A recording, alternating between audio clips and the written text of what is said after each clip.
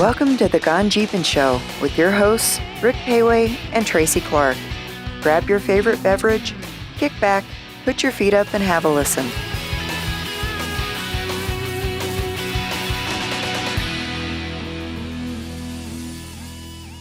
Hi there. Welcome to the 11th episode of the Gone-Gpn Show.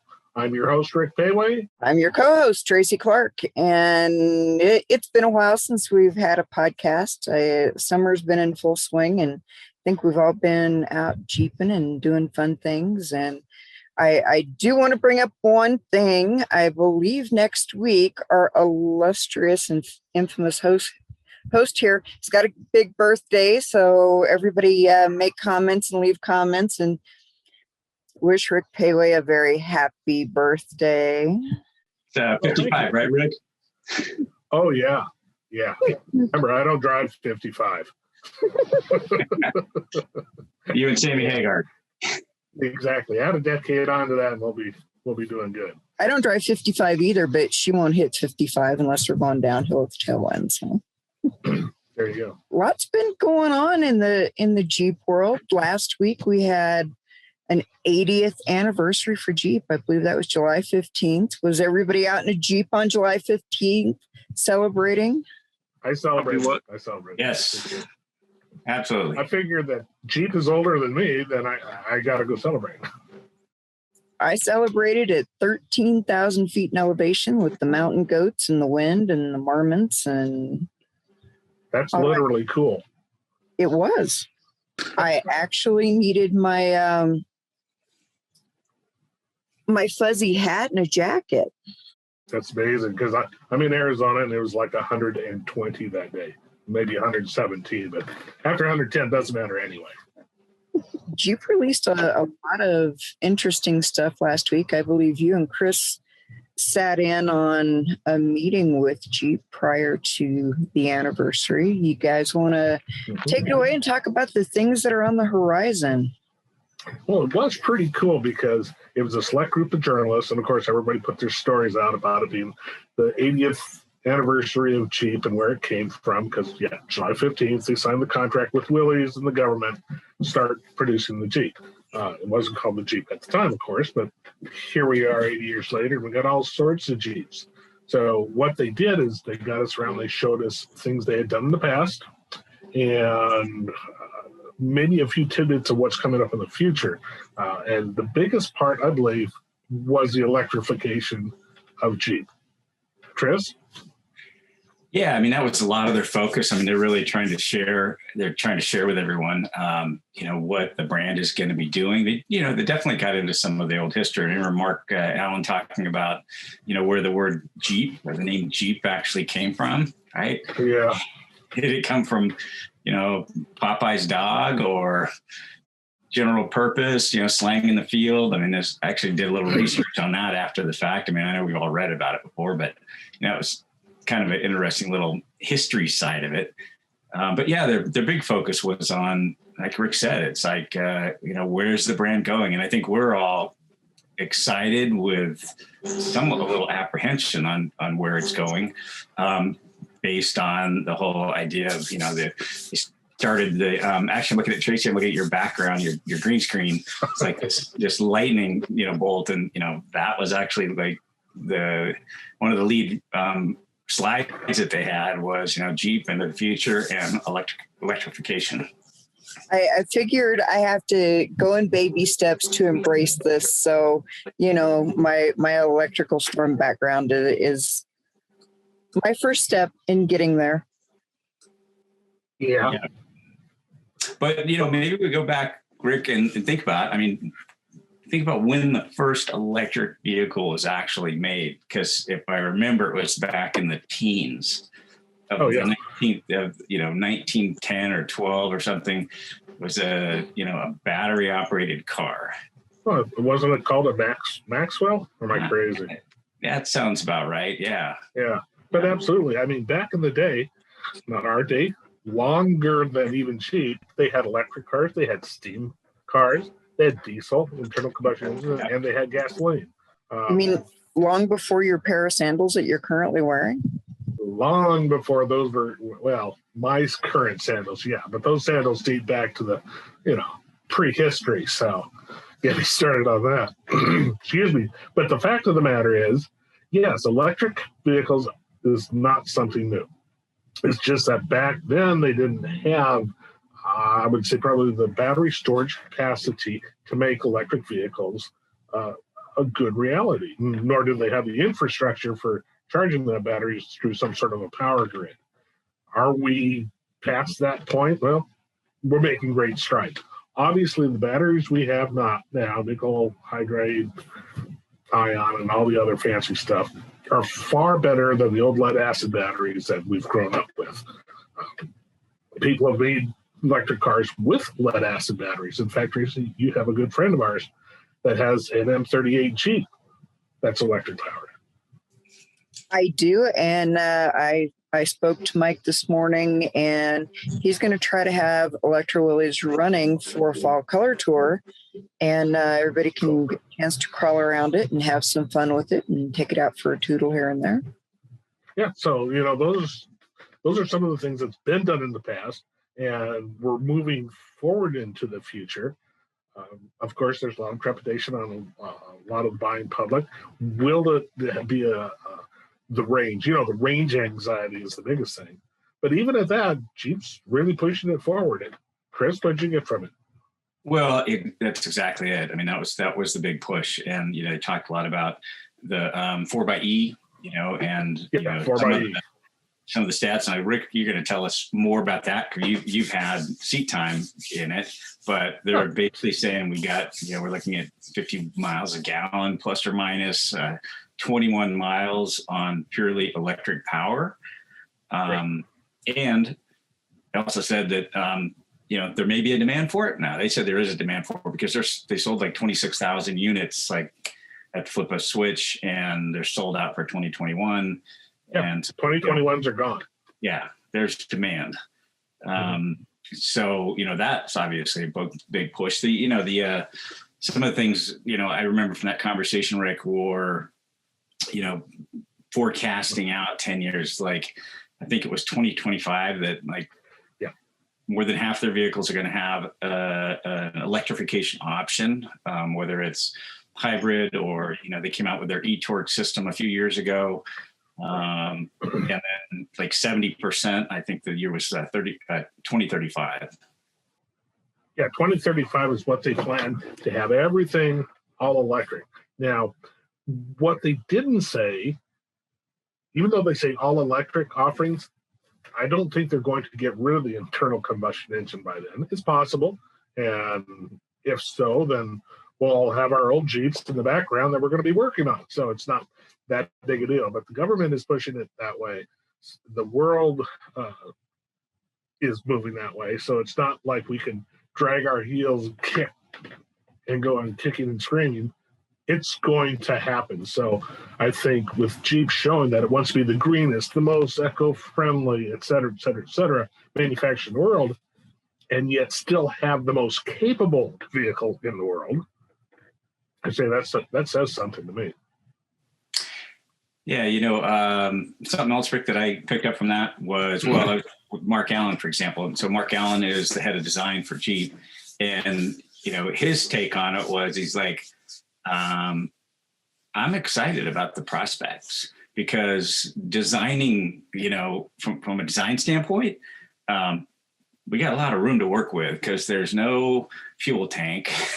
There's no exhaust system, so there's a lot of things. In fact, even on Magneto that we drove in Moab at Easter Jeep Safari, concept. He's like, man, their batteries are like in all these places where other stuff would have been, fuel tank, exhaust, and all the components and that was like, that had a normal transmission, normal transfer case, live axles, like that. So, well, one of the things that Mark had said, you'll now have a frunk, which is a front trunk, because there won't be any engine in there. However, when you look at the 4xe in its current state, the 4xe Wrangler, its batteries are low and under the rear seat, which also caused the center of gravity to move back and to be lower. So it actually handles better on road. It actually performs better off road because of the little extra weight. And the fuel tank was cut down, I think, a couple of gallons because they had to move things around and make a little extra room. But you're right. It's the designing of what goes into it, and it opens up a world of possibilities. You don't have to have as many heavy components like a transmission, like an engine. Batteries are getting lighter, so the whole vehicle hopefully will be lighter, which will be show you an increase in fuel economy as well. And if it's lighter, it's going to perform better. And what do we all like? Performance in one way or other, whether that's off-road or speed or fuel economy. That's a part of the performance, if you ask me. Yeah, I guess the reality was, Mark, a lot of the guys at Jeep, I mean, they're excited about it, and it seemed to me, it's just like they're super confident they're going to be able to make this transition, which, we old curmudgeons are like, no, kicking and screaming. Exactly. But they're going to, but it's like, we're going to be, the technology is here and it's getting better. And, there's going to be a lot of hurdles to clear along the way, but yeah.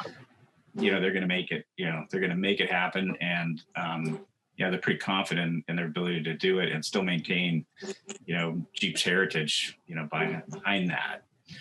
Right. Right. And it also gives them, again, more opportunities to do more techie things, right? So like one of the things that they mentioned was the autonomous driving. We already have hands-free driving of Teslas, and then they go plow into something and explode. One of the thoughts here is that the Jeep could actually leave you at, say, your trailhead, you go hike through the mountains, and it meets you on the other side, all autonomously. Well, personally, I'd rather go drive, but still, I mean, that's the point of a Jeep, right? Jeep is far more than just transportation, but the technology is there that can be used. Now, I do know that many of us have always put our Jeeps in low range and walked away and let it do its thing and go get it later. In fact, that's how you teach kids to drive, right? Put it in low range, give them a wheel, but let's go. So it's not that far off the mark to do that. Yeah, yeah. So that's all happy birthday, happy joy stuff. Jeep's going to lead the world in electrification, and we're all just going to be happy and smiling and okay. Hey, for everybody that didn't see that video, wasn't on that meeting, it was wonderfully done. They had this couple that jumps out on the top of this mountain, and the Jeep is sitting there, and they get out with their hiking sticks and their day packs, and they're standing there all happy, and then they smile and look over, and the Jeep just drives itself away, and they take off hiking. But I had to think, it's like, okay, between like GPS mapping is amazing now, and on the highway, I mean, they're talking about automated vehicles or AI vehicles. They'll lane change, they watch traffic, all these other things. But out on technical terrain, how do they pick a line? How do they pick that line? It's going to have to know. Right, Rubicon's like an unmaintained county road, so if it's on that GPS and you just send your EV out there, he's like, I don't know. Yeah, and GPS in Colorado is really, really tough. It was a couple of weeks ago, delivery driver in his pretty good size, 20-foot box truck decided that he was going to go around the construction on, 550, whatever it is, and tried to go over through Lake City and up over whatever it is. I'm Ophir Pass? Ophir, something or other. And got stuck. So that trail was closed for 3 days, trying to get him out of there.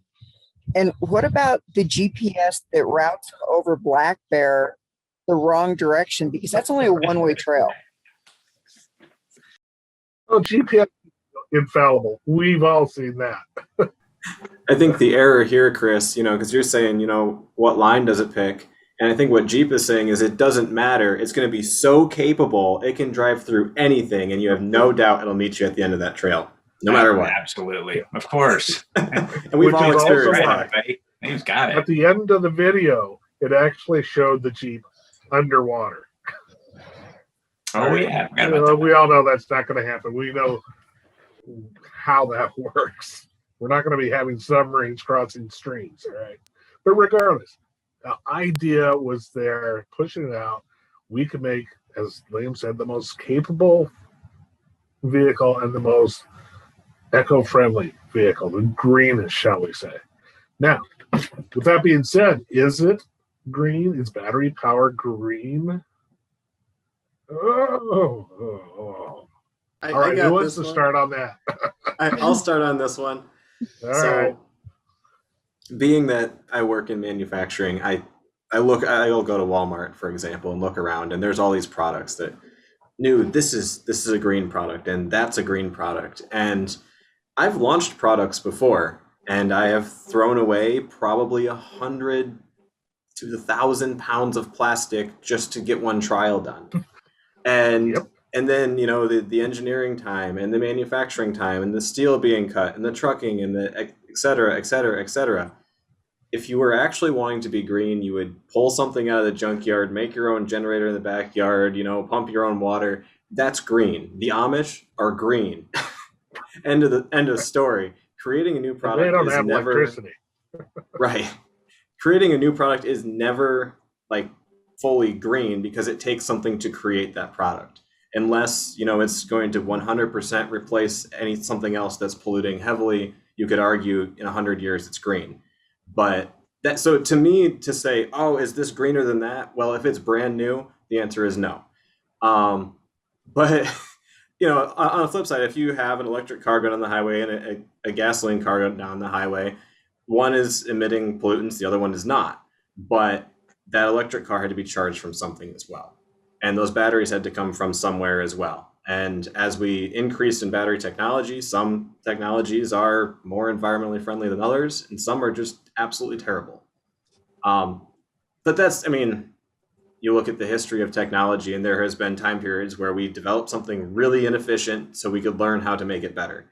And so I'm not going to say don't drive electric cars because they're not as green as they say they are, because, well, we have to produce them, test them, and work out the kinks to get to a point where maybe they will be. But as of right now, I wouldn't say that buying an electric car means you're going to save the planet, but it is a cool alternative. Yeah, it is definitely a cool alternative. Tracy? Okay, I have Your brain's turning over there. Oh, it is. It is. Where do I sparks behind you? Where do I start? Cost of ownership for this. Okay. Not just buying the vehicle, but how much do you have to invest in your property in order to own this vehicle? Do you have to have a special plug-in in the house? Are you going to have to do some rewiring, upgrade your breaker panel, make sure that you've got enough juice coming in? How much is this going to raise my electric bill every month? I mean, is it going to cost me $15 a day to charge this thing and keep it charged? I don't drive $15. Well, maybe now that gas is almost $4 a gallon here. But generally, I don't drive $15 worth of gas a day. What about those people that live in, say, a condo complex? I mean, I'm in a resort area. We have limited charging stations. We have a couple of Tesla charging stations here, but they're quite a ways away from most of the lodging. So say you've got a resort condo complex, there's 20 units in it. They decide to put in 5 charge ports. You've got 15 people that come in to rent for the next week, and they're all running a vehicle that has to be plugged in. Are we going to have fisticuffs in the parking lot because I had my charging from 7 p.m. till 9 p.m. and you're still on it? Okay. You know, I mean, you got to remember that those have to charge for 8 hours plus for a full charge. Okay, so even worse, if you have 5 charging stations or those Tesla charging stations around, who's paying for that electricity? Oh, you have to swipe your credit card in order to There you charge. go. There you go. And if you don't have good credit, don't have a credit card, now what do you do? Well, you Mhm. probably wouldn't have an electric vehicle anyway. Probably don't have a nice fancy $70,000 EV, right? Yeah, so I mean, Exactly. there's so much rolling through my head about this. While I think in the long term, it's probably great. No, the long term, it gets worse. So a friend of mine has a Tesla. He bought one 4.5 years ago. He can't drive it anymore because the batteries died, and it costs him over $8,000 to have the batteries replaced. So he has a Tesla that's only, essentially a few years old. I mean, look over my shoulder. That's a 1986, and it still runs and drives. He's got a Tesla that's only a few years old, and he can't afford to replace the batteries. So now he has a dead car sitting in his driveway. Now, So I'll I'm play gonna the play devil's the, advocate.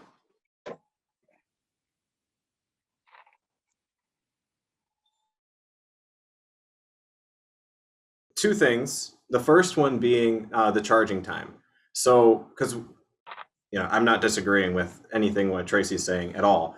But a lot of times when we talk about electric vehicles, we say in the future when everyone has an electric car, blank, blank, blank, and blank won't be able to work. Well, we're assuming that all technology stays completely stagnant and then everyone has an electric car. So realistically, if we could continue to help the battery, production and whatever, and make them more efficient, wouldn't it be that instead of, oh, I had this charging station for the next 3 hours, oh, well, charging time is now 5 minutes, so it's just like a gas station and no one's fighting. But that's all an if, right? So there is the possibility that the battery technology will catch up with the demand, and then it would be kind of okay. There's other, electrical grid and blah, blah, blah stuff that factors into that, that you can talk about for ages, but we're also still talking about the future. The other thing is the electric cars have fewer moving parts. And this is another what if statement. So like, for example, your friend Greg with the Tesla, maybe in 4 years, the only maintenance he has done to it is new brake pads and the battery. So maybe this is totaling, high end $200, $400 for the brake pads because it's a fancy Tesla nonsense, and then this $8,000 battery. Now, all of us are mechanically inclined, and so, the spark plugs go bad and we just do it in our driveway for a couple bucks. But the average person, and talking to some of my friends, it just blows me away the amount of money they spend on their car. Like, I bought a $5,000 car, and in 2 years I put 10 grand into it, taking it to the shop so they could tell me nothing's wrong with it. And so I would argue that, if, and it's a big if you have an electric car that needs to go to the shop once in 4 years, and you have an ICE that needs to go to the shop 50 times in 4 years, maybe the price is about the same. But it's a big if. Yeah, well, that's entirely possible. But if I had a car that cost me that much for an internal combustion engine to be in the shop that much, I'd get rid of it. I'd go electric. New car, new brand. That's crazy. I mean, cost of ownership on my Ram truck has been pretty low. It's been oil changes, tire rotations. Yeah, it needs a fuel level sensor, but if I felt like throwing $1,200 at it, I could, but I don't, so I haven't. I just keep an eye on it. But in the almost 4 years I've had it, not counting fuel, I put about $600 into it. And that's really, in my mind, that's really a good deal. Cost of ownership of something like that. I mean, modern vehicles are pretty darn good, unless, of course, you get a lemon. I think you're doing pretty well. Yeah, there are those people that get stuck with things that they probably shouldn't even be driving. But look at Older vehicles, take, I'll just throw a fun one. Take Tyler. So Tyler's got this beautiful Willys that he drove around with us in Moab. I'm taking a wild guess. He bought that thing for less than $5,000. And I'll bet you if he invested $2,000 a year into that car, it would take him another 20 years before he was at the cost of a new car. And that thing would still purr and hum like a brand new kitten. So, you spend $70,000, $80,000 on a brand new car that's only going to work for 4 to 5 years. And then you got to dump $8,000, $10,000, $12,000 of maintenance in it. It's not a good overall cost to goods to own it. It just bums me out. I know eventually that the technology is going to get better, and I can't wait to see the day that it does. But in our today's technology, I don't think that the battery technology is good enough to support changing everything over. I love to see that the technology is growing and that they're doing it, but I just don't see it as a viable option yet. Well, Tyler, could you make any of yours electric? So interestingly, I'm in the process of getting off grid on my farm right now. I've got my solar panels and I'm collecting my inverters and my batteries. And the batteries are by far and away the most expensive part of this whole equation. I'm going to be going with lithium iron phosphate, which I believe is what a lot of the EVs are running. They're pretty durable batteries. I think you can get around 3,000 charge cycles out of them, whereas in a regular AGM, you can get about 300 or 400. Here's the problem that I see. Yeah, everybody driving electric cars, great and fabulous. We have about a 70 to 80-year-old electrical grid in this country right now. And I mean, California's already getting brownouts. Something like 70% of the transformers in their system are over 20 years old, and they're only meant to have about a 20 to 30-year lifespan. So from a overall infrastructure perspective, unless there's some serious upgrades to the power grid nationwide, the power grid's not even going to support the demand. And so then are you going to have a diesel generator or a propane generator or something at your house to charge your car? You're right back to fossil fuels. And so I love the idea of electric vehicles, and I love that the technology is moving in that direction. But there are some larger, more existential things that, it's the same thing with everything. There's these unintended consequences. And I think there's going to be some major unintended consequences. And until the battery technology gets a little better too, I mean, would anybody buy a car where you had to replace the engine every 4 years and it cost you $8,000 to replace the engine, and you had to do it every 4 years? I mean, to me, that's a deal breaker.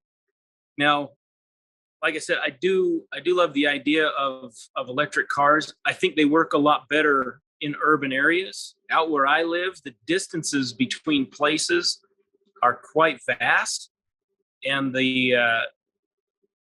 unless there was significant charging infrastructure, for me to get to a Walmart, I got to drive 45 minutes to get to a Walmart. I got to drive 30 minutes to get to a stoplight. So I Are just, you Amish? I'm working on it. So okay, I understand what you're saying, and you're right. I don't think you're the core audience for an electric vehicle. Yeah. So here's my point. My point is, if they've got to go EV to get, because the government regulations, correct me if I'm wrong, are a conglomerate of all vehicles that a manufacturer produces. They have to meet a miles per gallon standard based on the total number of model vehicles that they produce. If they've got to produce EVs to be able to still produce a gas engine or combustion engine vehicle for me to use out here in the Tules, I'm fine with that, because in an urban environment, assuming that the electrical grid and infrastructure is there to support it, makes perfect sense. Most of your jaunts are within 5 to 10 miles of your residence. There would be extensive locations to charge. That's fine if they need to do that to meet federal regulations. what I would like to see is better development of diesel engines. Let's get some fuel efficient diesel engines in some of these Jeeps and allow those as options rather than an electrical vehicle that does not make any sense where I live. And I think you really hit that on the head, Tyler. Yeah, well, definitely a good point. Yeah, because like people ask me like, oh yeah, well they're going to go all electric by XYZ date, and in my head I'm thinking places like where you're at, and small towns of 1,000 people, and the really rural areas. I'm pretty sure in like 2050 I'll go hang out in a small town and drive around in a gas powered vehicle, because there's a lot of these places that it just makes more sense, or at least with what we understand of the technology today, it just makes so much more sense to have a gas engine. And it's not like you're going to melt an iceberg, with the 10 people that have to drive them. So I think they'll still exist, even in this weird EV utopia. But like you said, something along the lines of diesel or things that are known for good range should definitely be developed alongside the EV technology that just is lacking in range currently. Yeah, just as a quick anxiety. As a quick example, in I can't remember, it's been 3 or 4 years ago, I went and did the Rubicon Trail, and 3 of us were driving regular gas Jeeps, and one guy had a Wrangler TJ that he had converted to a Volkswagen TDI turbo diesel engine. We all brimmed up our tanks at the start of the trail because we were curious. And at the end of the trail, we went back to the same gas station and all filled up. All of the gasoline Jeeps had burned between 15 and 18 gallons. The guy running the TDI burned 3 gallons of gas in 3 days, 3 gallons of diesel in 3 days doing the Rubicon Trail. 3 gallons. Wow, phenomenal. Oh, yeah. Well, like what I'm sitting in, this is, not quite a Jeep. It's a Roxor. I'm on my 3rd tank of fuel ever since I purchased this. I have 800 miles on it. So that's 36 gallons of fuel. I'm at already 800 miles. In fact, I'm on the same fuel right now, and I've been driving this around town, but I'm on the exact same fuel that I bought in Moab during Easter Jeep Safari. And I've put 290 miles on it since Moab. And how large is the tank, Greg? It's a 12-gallon tank. Exactly. Suppose a stock Jeep. So if we're going to jump back here on the devil's advocate thing. So we're talking about, Traci's concern with charging stations, and, Tyler being out in the middle of the Hicks. I didn't know you lived in Thule or in the Thule. I was born in Tooele. Oh, good. If you look at it on paper, it's like Thule. So he knows how to pronounce it. Oh my God. We need to just take a flashback back to like 1905. You guys remember 1905? No, me neither. Rick probably does.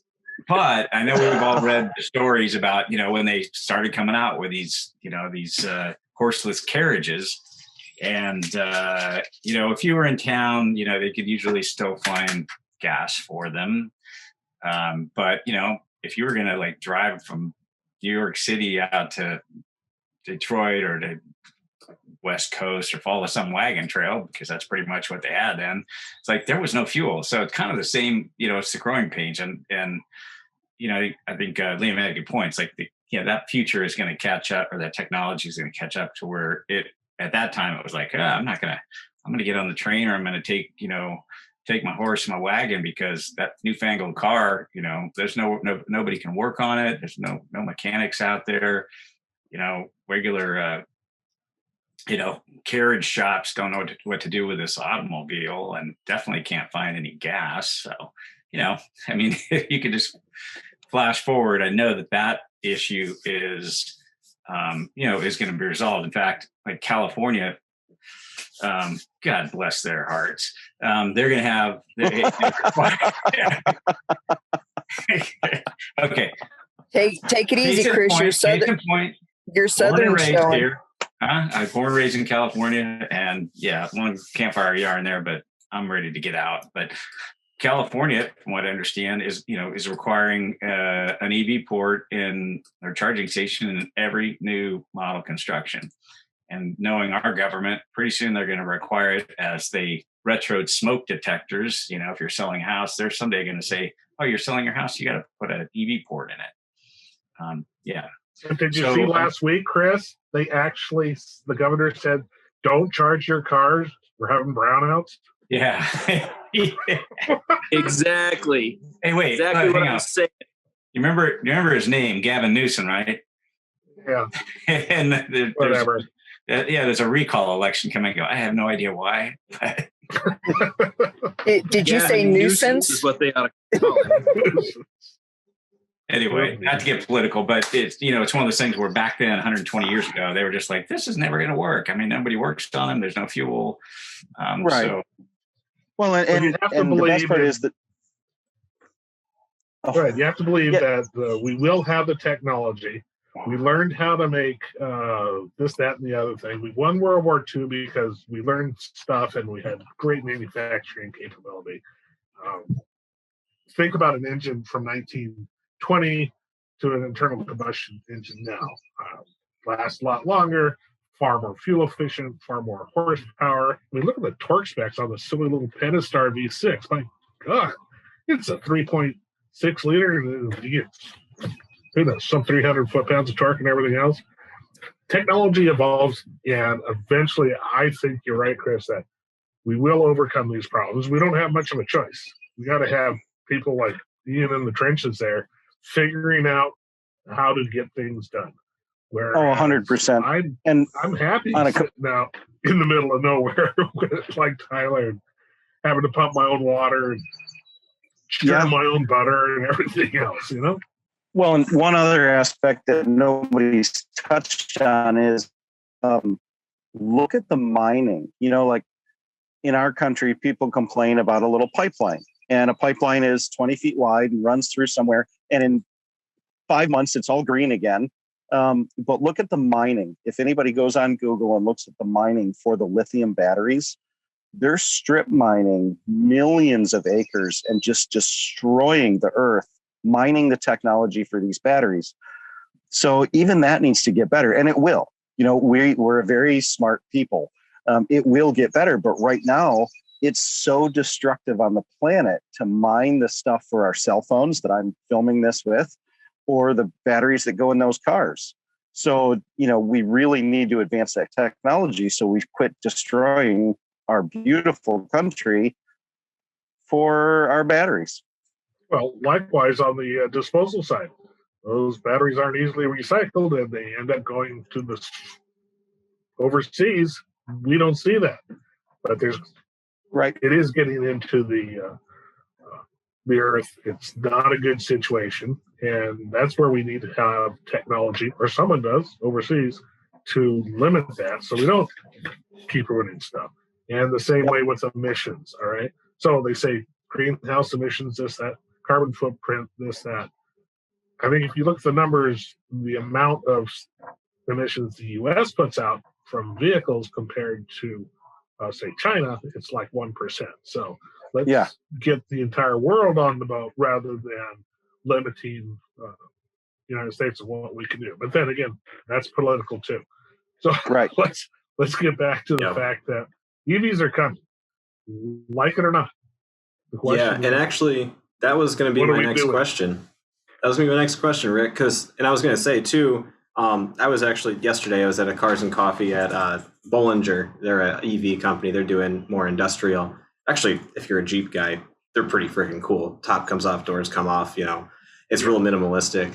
Those guys have it right. But I'm talking with their purchasing guy and he says, before batteries were going into laptops and the battery manufacturer's like, cool, here's a battery, go for it. Well, now that they're putting so many batteries in cars, these manufacturers are putting people on it and they're scrambling and they're innovating. And he's like, I have, every week I have to reevaluate what I'm purchasing because the battery technology just keeps changing so much more rapidly than before.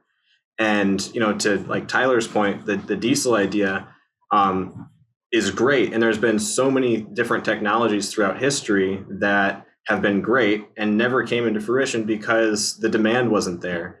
And so if the demand is there and the demand says we need a charging port in every house, and now we're having brownouts, then the technology will follow the demand. And maybe in that case, we'll lose some really cool ideas, but it'll follow the demand it always has. But with that, what you just said, Rick, is EVs are coming, and Jeep's not teasing it, they're promising it. And so I have some questions about an electric Wrangler, because the Jeep Wrangler is one of the weirdest cars in the world, because every time they make a new one, they have to change everything without changing anything. And EV's optimized platform doesn't look like a normal car, and it definitely doesn't look like a Jeep. So how do we make an EV that is still a Wrangler? What's our limit? That's a good Make the question, Wrangler diesel. because Everything else can be electric. figure it out. There you go, Tyler. Liam has a good point. What Yeah. do we do to make a Wrangler still a Wrangler? And I think at Jeep, one of the mottos on the walls in somebody's office is, don't be the guy that screws up the Wrangler. Simple as that. Yeah. Do you want to be that guy or girl? Well, Yeah. and I So- think for Jeep, one of the best things is they still have some just phenomenal people that are tried and true that have been there for a long time. You've got Mark Allen and Jim Rapp and Brandon and all these guys who love Jeep and the Jeep brand, and they're still there and they're still influencing. So no matter what they do, no matter what corporate tells them, they're going to continue to push to keep Jeep a Jeep. It's not going to, it's not going to just turn into the regular soccer mom mobile. They're going to make sure that it has those things. And I think us as Jeepers should really, really be proud that we have such phenomenal people working at Jeep, like Jim Rapp and Mark Allen and Brandon. No two ways about it. And a couple dozen other guys. We're just lucky. We're fortunate that there are those people still there. Absolutely. And hopefully will be for a while. So Traci, where do we go from here? As long as I keep a straight axle underneath the front end, I think we'll stay on the right track. That separates it from a Bronco for sure. That's for dang sure. I saw a Bronco stuck in the mud this weekend. And your point? Conveniently, I was in my Dodge Ram, not a Jeep, and so I didn't have any of my towing capability, so I had to leave them there. And when I got back into town, I called them a support vehicle, which I think cost them at least $1,500 because they were illegally on state property. Oh, I did not take any photos either because I had permission to be there, but I didn't even want to answer the questions. Yeah. Mm-hmm. Hey, Traci, straight axle. What else? In order to be true, you've got to keep some of the DNA in it. I mean, you can't completely change it. It can't go into some kind of a wonky aardvark looking thing. I mean, That's the best description I've heard of art students' projects. Making a Jeep. Sorry, are you talking about like compasses or patriots? You don't want it to go down that road? no, you've got to keep the front end. I mean, that's its DNA. That's its face. Don't put it under the knife, so to speak. No plastic surgery here. Exactly. Come on, guys. I mean, you can look at, one of the, I'm not even going to say it's a competing brand, but this other LR brand from the British guys and what they did to the Defender. It's the same Right? Bronco. It was just like, oh my God, the death of a brand, in my opinion. That was like their icon vehicle. Any manufacturer is going to have something that leads the brand. Wrangler's always been Wrangler, CJ before that, Willys before that. It has led that brand, and it's been kind of like it's an accumulation of its DNA through decades. And then as long as Jeep doesn't follow that path of the British guys over there, it's like, I mean, that. Yeah, I mean, they had one redheaded stepchild in there, and that's the YJ. But they hey, no hate for the YJ rock. I'm not hating on it. I mean, most of the DNA was still there. They just changed from round to square and then went back. Come on, Trace. It was the Okay. Give the 80s. YJ Come a on. break. Let me Yeah, give you even a better one, okay? They were This all was drunk, I on know. the Jeep. They were all drunk. This was on the Jeep website press release where they were talking about the evolution of vehicles. They came across the YJ and then they talked about the XJ. But they said the YJ had more in common with mechanically with an XJ than with a CJ. Yeah, same engine, same transfer case, same axles. Yeah.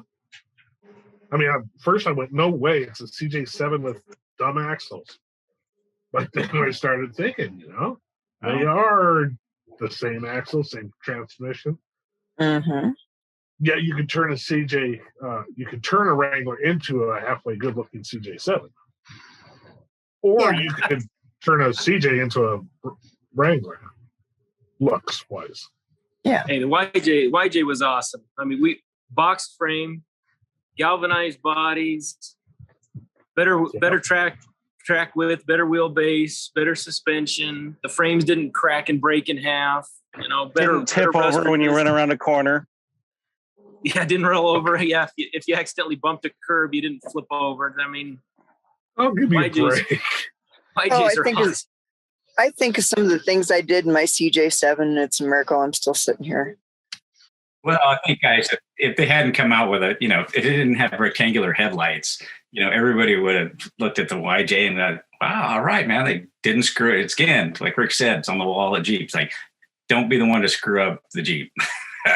So had stick axles, had a transfer case. It was a Jeep. So, I always laughed about the whole rectangular headlight thing because I was just like, whatever, it's got headlights. Yeah, they're not brown, but things change. Yeah, Chris, it has 3 pieces of plastic on it in the interior. That's 3 more than the CJ had. This is a tragedy. Forget it then. Forget it. All hail the YJ. Yes, all hail the YJ. There's some other stuff that's coming around with Jeep. There's the new Recon package that we had some stuff, and then they've got that new Sunrider flip back Freedom panel insert thing that's going on. That's kind of cool. But they're really new because that was being done for JK too. Yeah, but it's the new and improved model. But I'm curious about this Recon package, and I understand some of the reasoning behind it, and it's kind of cool that you can finance your build into your purchase price, but but that's one of the things. Look what people do. They put on 35s and all that other stuff, and they re-gear, and I like it. An 1.5 inch lift. Yeah. The interesting thing is it did say that it was going to be available on Rubicon with 488 gears. Well, Rubicon already has 450 gears. And it also said that the 392 could get it. But a 392 comes with 373 gears and a 272 transfer case instead of a 41 transfer case. So let's do the math here. I'm not sure how it works out. There were a couple pieces of the puzzle missing on the information we got. It was right, but it's still a cool package. And like Traci says, the most common things where it eats a lift and tires, boom, right there in one package. Yeah, well, and a lot of e-lockers. A lot of JL guys, because I get them through the shop all the time. A lot of the JL guys, they're doing 488 gears for 40s. So if you can get it right from the factory with 488, that's a win-win. I mean, that saves most people almost $2,000 because most places that do your axles and charge for gear swaps. No, I don't do gears. Yeah, I'm snobby. I send gears somewhere else. Gears. Yeah, man, I don't do gears. I can do gears. In fact, somebody that do you remember Tom Corrin? Do you remember that name? Yeah. So Tommy Corrin was one of the original Lunatic Fringe guys as well, and Tom Corrin taught me how to do gears. So I do know how. I just choose not to because it stinks. And as soon as I open a diff, it gives me a headache. So I send that to a shop up the street. 90 weight is heaven. That's like perfume. Once you're in trouble. 90 weight. None of those. Like none of these new. Champagne. Oh. Yeah. And all the new cars use 75 140, not 90 weight. Yeah, did I ever tell you the time at Hammers when I went over a bump and accidentally ruptured an entire gallon of gear oil in the back of my XJ where I had to sleep the whole trip? It was awesome. The bueno. That's fragrant. Oh, that's bad. Yeah, it was spectacular. It was like sleeping with a skunk. Ugh. You should have smelled that I'd Dana rather be 20. the 90 weight. Yeah. I think I'd rather have the skunk. I don't know. Oh, yeah, it was dreadful. Well, I'm sure you disposed and cleaned it up properly, right? No, he just left it in the back of the XJ. His sleeping bag sopped it up. Then he gave it to Goodwill. Oh, it was horrible. It still smells to this day. It smells in there. Especially during a nice hot summer day.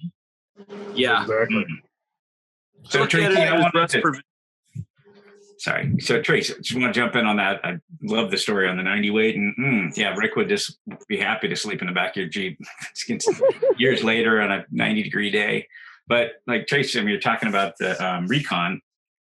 Let's all like look back 15 years when Jeeps didn't have they didn't have a 4-to-1 transfer case. It wasn't available, and they didn't have lockers in them, and everybody would buy the vehicles and they go out and they put a lift on it. They figure out what to do with the gearing and spend a whole bunch of extra money. And then the guys at Jeep, and we've had a conversation with Mark Allen and the team, going way back. It's like, we finally convinced them that it's like, I should say, Mark said, it's like, we finally convinced the top brass. It's like, people want this. It's like, they're going to buy it. And the top brass is like, yeah, we'll give it we're going to do a test run.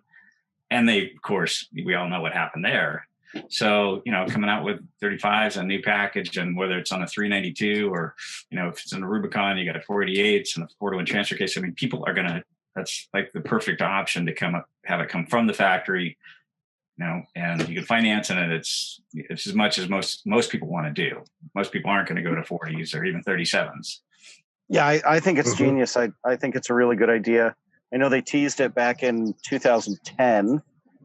They did the special team did a Jeep called the J7 Stripper, and it showed up at Moab, and it was yellow and it was stripped out, no carpet, no anything, no fancy electronics, but it came with lockers and 35s, and I've been just waiting for them to do it. So if they're finally doing it and calling it a Recon, good on Jeep. I mean, really good on Jeep. It's a genius move, and I think they're going to sell the heck out of them. Well, one of the reasons that they did it with what inch-and-a-half lift and the tires is what we saw as it came up that much, right? About 2 inches, the tires and the lift. Your approach and departure angles are far better, and they exceed the Bronco Sasquatch package with a simple modification they already had in stock. No, I think it's genius. Boys away. Yeah. I mean, good on them. And if they throw Rubicon flares on it, that 2-inch lift, most people can just. Oh yeah, you're done. They'll get it with 35s. They'll swap the 35s for 37s, and they're done. You can drive every trail in the country happily. I think it's genius. Man.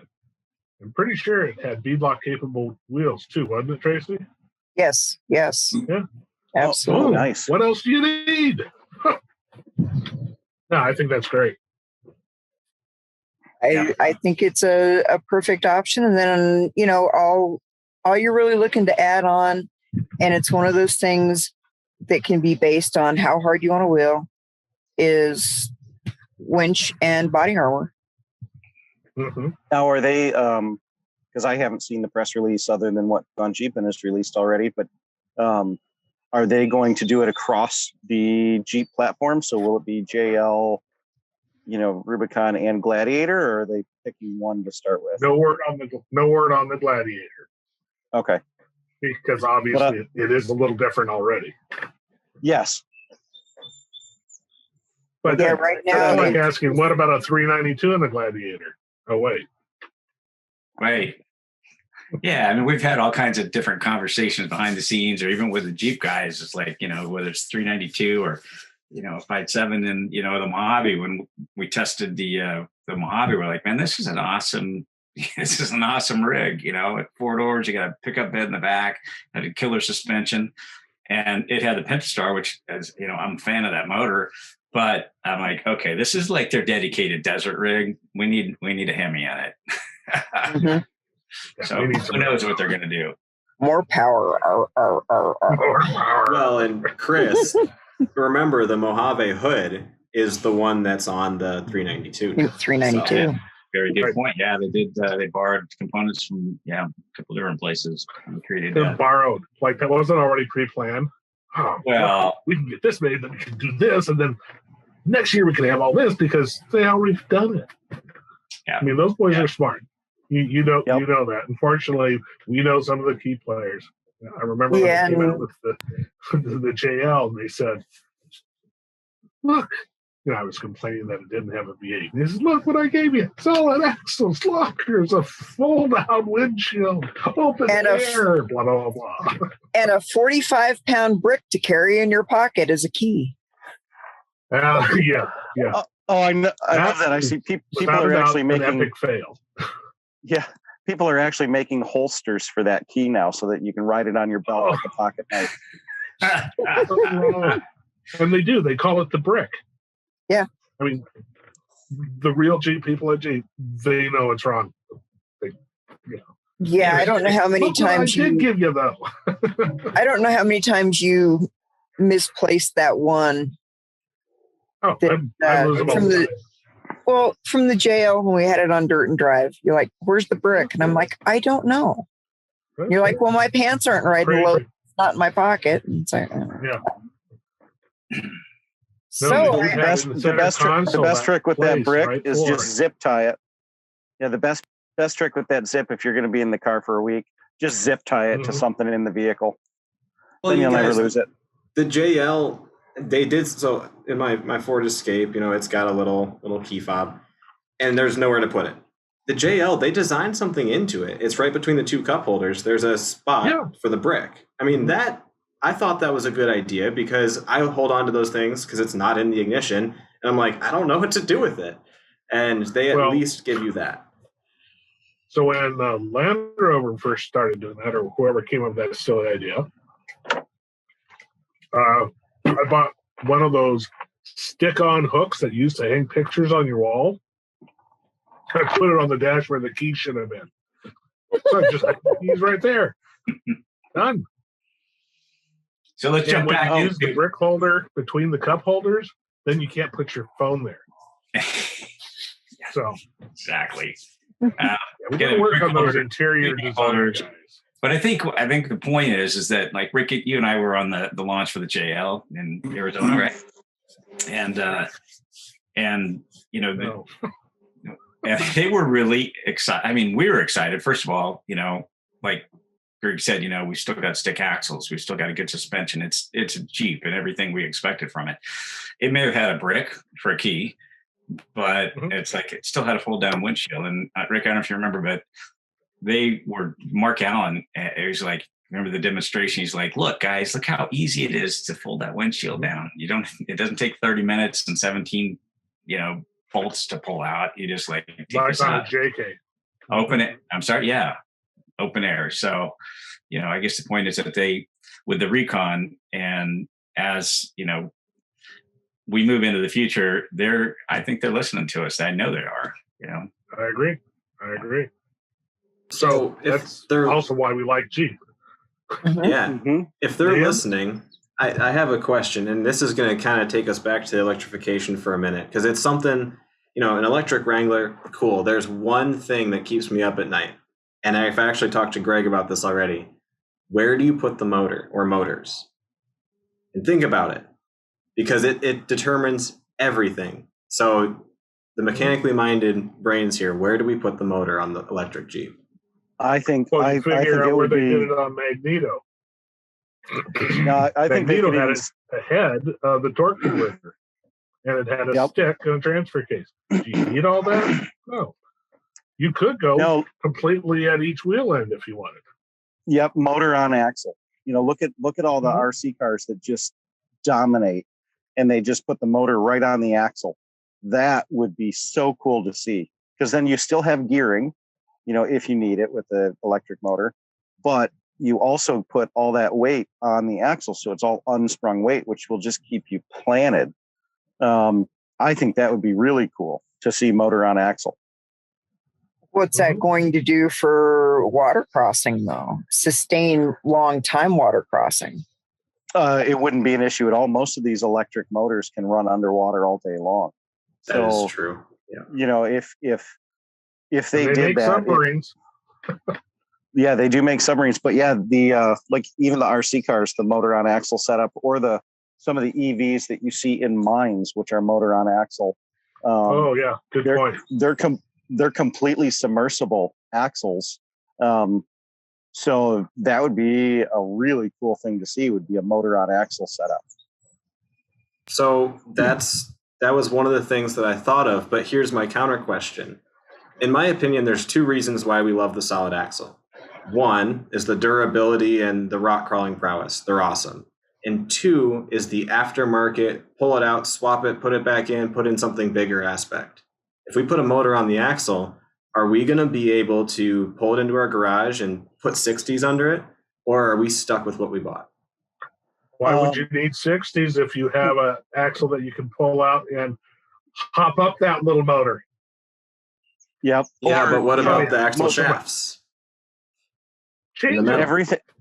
Look at what we currently have. Even for your YJ, you can get a hold of some of the aftermarket companies and get some RCV axle shafts, which are 180% stronger than your factory shafts. Yeah. The aftermarket will follow suit. If they were to build a motor on axle setup, it would still need gears, and it would still have axle shafts. So you would still have things that could be modified for the average Joe. Also, just like what Rick said, once you have a computer engineer playing with it as well, now you can do other things. You can have your front axle go forward and your rear go reverse. You don't even need an Atlas anymore, because now you can do front digs without needing a transfer case, just by pushing a button. Yeah, the possibilities are endless. And yes, the aftermarket will absolutely catch up. The only thing that can halt that nice sort of innovation is if the government gets in the way. Oh, no, you can't modify that, because then you're going to kill the world and go to jail. So, well, no, because the aftermarket will still follow suit. They'll just start putting out that letter with all the parts that says for off-road use only.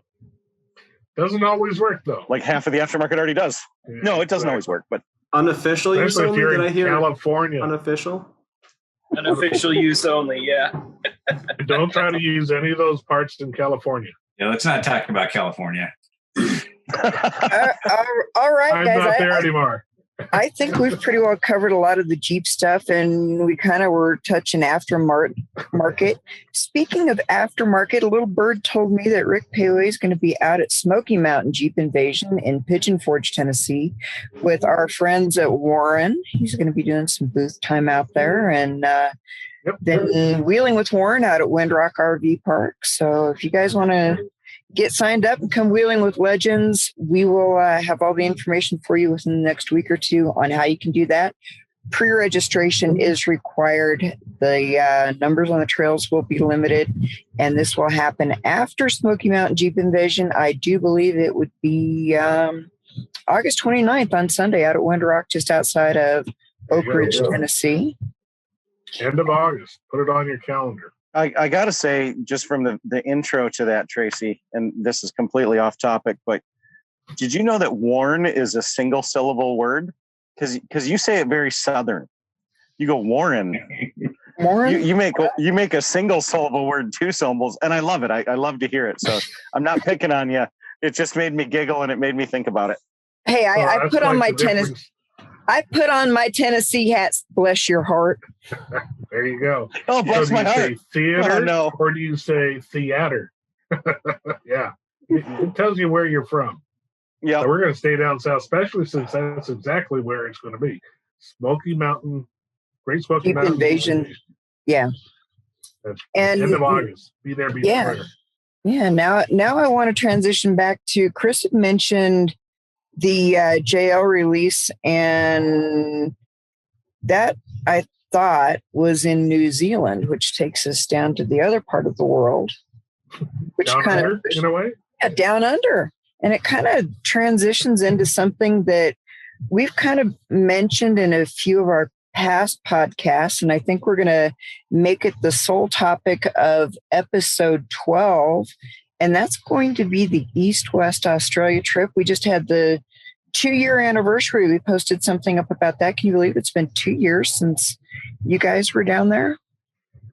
Yeah. Seems 2 like years, yesterday and 10 years ago at the same time. Boy, mate, we're down under. You got to watch us Clark's teeth, eh? There you go. So Chris is still wearing the same hat. That logs back into the Gone-Gpn from the podcast, you'll hear all about how Chris and I and a motley crew drove all the way across Australia, including the Great Simpson Desert, and then back again, actually. Epic trip. We'll have a lot of good stuff coming up on that. But what I want to know, and I had only become aware that this trip was actually a probability the November before you went. You guys were kind of chit-chatting about it at SEMA in 2018. Mm-hmm. I want to know the logistics and how long it took to put this trip together. I mean, it wasn't one of those things it popped into your head on Monday and you had everything ready to roll on Friday. Well, it was kind of for me because Chris did all that background work. Chris, he's the worker bee on that end. Tell us about it.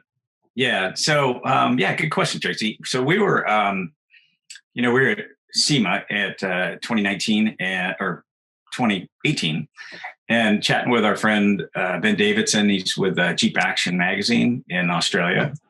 And he was mentioning, hey, we're, want to put this project together. It's a 50th anniversary of this epic Jeep trip that they did in 1969. And the conversation, when I give everything away, but the conversation kind of spun. First, it was like, you interested in joining us? And I'm like, oh, heck yeah. Jeeps across here, Australia. No brainer. Book that one right now. And it kind of morphed as we started talking about logistics and some of the partners on the project. And we decided that we were going to end up co-producing it. So I'd worked on a lot of stuff in the US based side of it and working with some of our partners like Warren, Traci? No, Warren Winch, Warren Industries, BF Goodrich came in a big way. A lot of folks, Factor 55, Best Top, Dometic. So we had some great support and a lot of people really excited about doing this. And then, Ben on his side, since he's boots on the ground, he was able to work with companies like Jeep Connection and friends in the area, the McMullins, Alan and Karen, and we basically he was able to put together the fleet of vehicles. It was pretty epic. It didn't come out together in a week. It was about 8 months of pretty solid work to make it happen. We started right after SEMA pretty much, and we were boots on the ground July 1st, right, Rick? Yep, exactly. And I think probably the most difficult part was actually getting the permission to cross the Simpson, because you're not allowed to do it the way we did it, and certainly hadn't been done since 1969. So you have a lot of hoops to go through. There is a line that kind of goes across the Simpson, and that's the QA line, correct? And that's a standard trek, but you guys were farther north attempting to recreate the original crossing the original and only crossing from 50 years before.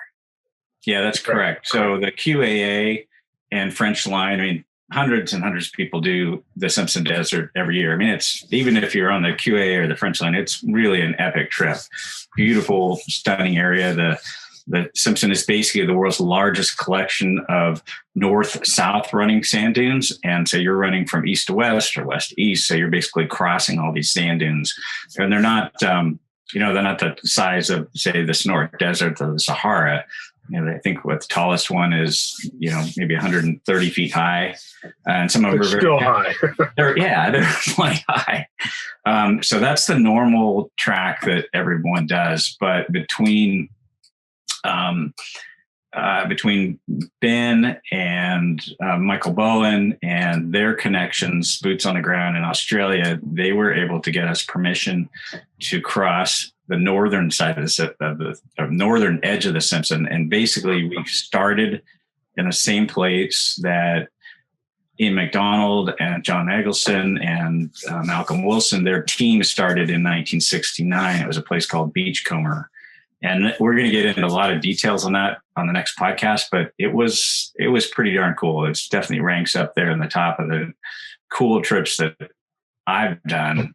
Because once we left, we were pretty much on our own. Nobody's out there. You're far beyond cell service. We did have a little satellite communicators, and Traci watching us as the eye in the sky. But yeah, it was epic. It was pretty cool. Definitely a special place. I will say being eye in the sky was interesting because your GPS locators didn't update routinely. So I had Rick on Find My Friends, and that actually worked amazing. I could almost see, and I'm looking at a satellite view because I'm mapping this as they go along, and I could see his little blue dot. And I could find two pieces of shrubbery and a rock that's over here. And I could almost pinpoint identically where his little blue dot was in order to start dropping dots to connect this. And and you guys hit the geographic center of the Simpson Desert, which was pretty amazing. And just watching for hours, and you guys literally move like 2.5 inches on the map. Well, what was it's a big country. It is big country. Did you see a time when Rick's phone or the TJ that he was driving, it just sat in one place for a while, and I don't know, while we winched him off the side of the hill? There were some stagnant times, and I will say that the time difference between where you guys were in Australia and me being here in Colorado, I became a night owl. I started drinking coffee for dinner so I could stay up and watch all of this. And I have to say the most concerning part was when Ben's GPS all of a sudden went like back to Brisbane. I know you're in the middle of the Simpson, and all of a sudden it goes back to Brisbane, and then it comes back like 4 hours later. And it's like, okay, did they flight him out or something? And the one thing that I didn't know about out there in Australia is all the wild camels. You guys were talking about camels, and yeah, camels. Australia's got like the world's largest population of camels, I believe. And maybe we can get into that on the next discussion. But yeah, the Afghan camel herders were brought over before the trains, because they were super tough animals. They could, trunch across the desert, didn't need a lot of food, didn't need a lot of water, could carry a lot of weight. And when, the trains came in and the old stock routes were kind of disbanded, they just cut the camels loose and they bred like rabbits. Yeah, they adapted brilliantly. Yeah, I mean, most of us here in the States, we think that Australia is land of the kangaroo and the koala bear, but you don't realize that there are that many dromedaries out there. So yeah, more kangaroos than koala bears, but kangaroos are everywhere. But yeah, the camels are pretty cool. Yeah, definitely have a lot of them. When they call them not a herd, but a mob. Got a mob of camels. So yeah, that's always been a treat. I've been very fortunate, been to Australia about 10 times. And when I'm in areas that have camels and we finally see them, I'm like, hey, camels. It's like seeing an elephant in Africa. The first ones you're like, oh my gosh, an elephant, camels. And then, after a while, you're like, I have more camels. Yeah, I mean, for me, I drive from here to Cheyenne, Wyoming, and right on the border of Colorado and Wyoming, there's a big bison ranch and everything else, and they have camels. And it's like, oh, look, camels. So, not the same, but that's about they could be my related, extent of though. experience with camels. So They could be. Well, I'm looking forward to this next podcast. I hope everybody can join us on this one. We're hoping that we can get a couple of our Aussie mates on this call and bring in a little bit more of the history. I mean, hopefully Von Becker, who's just an encyclopedia on the 1969 expedition. And yeah, I'm not sure about Ian or John. We were very fortunate. We actually had two of the original members with us on our trip, at least as far as Alice Springs. And to me, that was a highlight. That was definitely a highlight. But, That's awesome. yeah, I think that hopefully, everybody's gonna be able to join us for this next podcast, and hopefully we'll have some additional commentary from our mates down under. yeah, and I mean, I can only imagine the campfire chats as you guys were crossing the Simpson every evening. I bet that was pretty epic. And you guys met some other pretty interesting characters there. And, we can touch on Emu, good old Emu Dave. Emu, a legend. Yes. Yeah. Cool guy. I love that. Cheaper. Yes. Yeah. I love when he was standing there telling us about the various snakes. In Australia's got like 9 of the 10 deadliest snakes in the world, I think. Yeah, and he's like, you got to watch out. That's the browns. You got to watch out for them. Those are bad. This one is this one we call the 2-step, because that's all you're going to make it if it bites you. I actually did a social post for you guys about the snakes, because you guys sent me a photo of the big board just outside of Birdsville as you're getting ready to head in, and it tells about all the snakes. So I did a social post. I got quite a bit of interaction on that one. I mean, yeah. Well, when somebody sees all those snakes on a board, which ones are deadly, and you go, all of them. All of them. Yeah. They got a bunch of deadly spiders there too. Like, yeah, they got a few. Yeah, they got a few spiders. Yeah, you zip up your tents at night for sure. Yeah, they got spiders. They got 6-foot cassowary birds that'll rip your eyes out up in the Daintree and Cape York area. Lots of spiders, and there's a lot of interest. Australia's a fascinating place, especially their wildlife, and they've got. They've got goannas, which are like monitor lizards. They got all different types, and you don't want to get bit by one of those either, because it won't eat you immediately. They'll bite you, and there's so much bacteria in their saliva, which ends up in your skin or their prey's skin, that they just bite something and then they just follow it for a few days until it dies. Then they eat it. It gets sick and dies. Yeah. I'm rethinking my bucket list item of wanting to visit Australia. Yeah, I think Australia per capita has more things. Sure. Yeah, Australia per capita has more things that'll kill you than anywhere else in the world. Yeah, I think I've seen most of it from the air via satellite image. I think I'm good. Good. All right, guys. Well, we know what we have to look forward to. I think we probably hit the nail on the head with the electrification in Jeep and 80 years of Willys. What was it? Willys, Overland, Kaiser, man, then AMC, Chrysler. What was the next? The Germans came along, right? Oh, Peugeot was in there. The Germans were there, and then the Italians, and now we're Stellantis. So here's the question I'll leave you with. Is it pronounced Stellantis or Stellantis? Depends on your native language, Rick. Huh? I call it Stellantis. You think so? Oh. Stellantis around here. Yeah, it's Stellantis here in Stellantis, Michigan. where you're from. But what else is it pronounced in Europe? Is it Stellantis? Jeep. All right, something for all of us to think That's about. all we need to know, because we are all Jeep, all the time. All the time. Absolutely. Thank you, everybody. Greg, Liam, Tyler, Chris, Tracy, thanks for joining us. And that's the end of the Gone-Gpn show for this time. Don't forget to like, share, and subscribe. And we'll see you next time.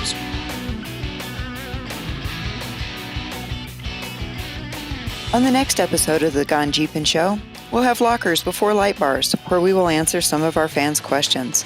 Willys versus Wrangler. Rick Payway faces off against the new guys, old school versus modern technology. And Trailside, where we will discuss some of our favorite trails and trips we'd like to take. Thanks for joining us on the Gone-Gpn show. We'll see you at the next episode. We're all Jeep all the time.